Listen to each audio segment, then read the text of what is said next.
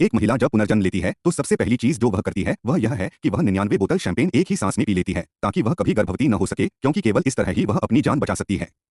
जब महिला आखिरी बार महल में गई थी तो उसे पूरे साल पेट दर्द नहीं हुआ, लेकिन उसे सांस लेने में तकलीफ हुई।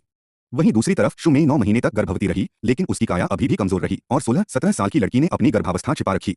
आखिरकार अंतिम संस्कार के दिन उसने महिला को प्रसूति कक्ष के बाहर बंद कर दिया, लेकिन अजीब बात यह थी कि शुमेई ने लगातार 3 बच्चे दिए, लेकिन कोई प्रतिक्रिया नहीं हुई और महिला बाहर गर्भ में थी और डॉक्टर के पास जाने के लिए कोशिश कर रही थी, लेकिन रास्ते में उसे सांस और आसपास के लोगों ने मार डाला।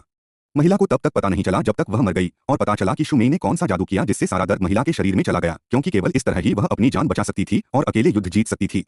महिला गुस्से में सम्राट को यह बताना चाहती थी, लेकिन शुमेई ने सम्राट को देखा और अभी-अभी जन्मे बच्चे को महिला की गोद में डाल दिया और फिर महिला पर इल्जाम लगा दिया, जिससे महिला बेहोश हो गई। यह कैसे इडेमोन हो सकता है? यह निश्चित रूप से सम्राट का बच्चा नहीं है। महिला ने जोर से समझाया कि यह बच्चा उसने नहीं पैदा किया, लेकिन सम्राट के गुस्से में उसने महिला को तुरंत मार डाला। महिला ने अपनी आंखों के सामने देखा कि शुमेई मां के माध्यम से सम्मान और विशेष सम्मान प्राप्त कर रही थी। उसने शपथ ली कि अगर उसे अगली बार जन्म मिलेगा तो वह शुमेई के परिवार से बदला लेगी।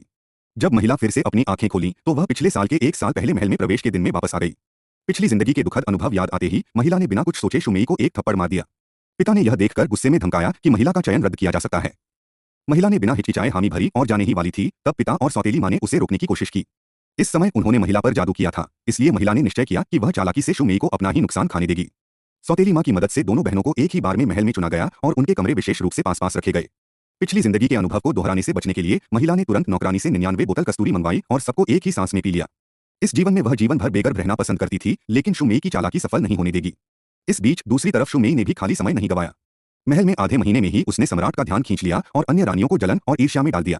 महिला ने सोचा कि अब वह शुमेई के जादू से मुक्त हो गई है, लेकिन जैसे ही वह खाने की तैयारी कर रही थी, अचानक उसे उल्टी जैसा महसूस हुआ।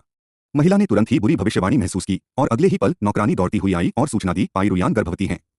सम्राट बहुत खुश हैं। अब वह लेडी रुफेई बन गई हैं। महिला सुनकर चौंक गई और नौकरानी के साथ कमरे में दौड़ी। शुमेई पहले से ही महल में प्रतीक्षा कर रही थी। महिला को देखकर शुमेई ने जानबूझकर एक मुर्गी का टुकड़ा अपने मुंह के पास रखा। अगले ही पल महिला बुरी तरह उल्टी करने लगी। महिला ने तुरंत आदेश दिया कि शुमेई मुर्गी का टुकड़ा नीचे रखे, लेकिन शुमेई ने जोर से महिला का पेट मरोड़ा। बस इतना ही। शुमेई का चेहरा देखकर महिला ने उसे जोर से थप्पड़ मार दिया और यह गुस्सा सम्राट तक पहुंच गया।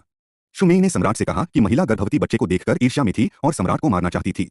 सम्राट ने गुस्से में महिला को ठंडे महल में भेजने का आदेश दिया, लेकिन शुमेई ने कहा कि ठंडा महल बहुत दूर है और वह अपनी बहन को मिस कर देगी। महिला को यह अचानक अजीब लगा, क्योंकि शुमेई बचपन से उसे ठीक से नहीं देख सकती थी, तो आज क्यों दया मांग रही थी। सम्राट ने शुमेई को देखा और अगले दिन उसे महल में ठीक से देखभाल न करने के लिए दंड दिया। महिला 3 महीने की थी। उसने अपनी पेट की तरफ देखा और पिछले समारोह के समय के अनुसार दबाया। 2 और महीने में शुमेई पैदा होगी और यह उसका मृत्यु का समय होगा। लेकिन जब महिला सोच रही थी कि वह पिछली प्रक्रिया दोहराएगी, तब उसने कुछ अजीब महसूस किया।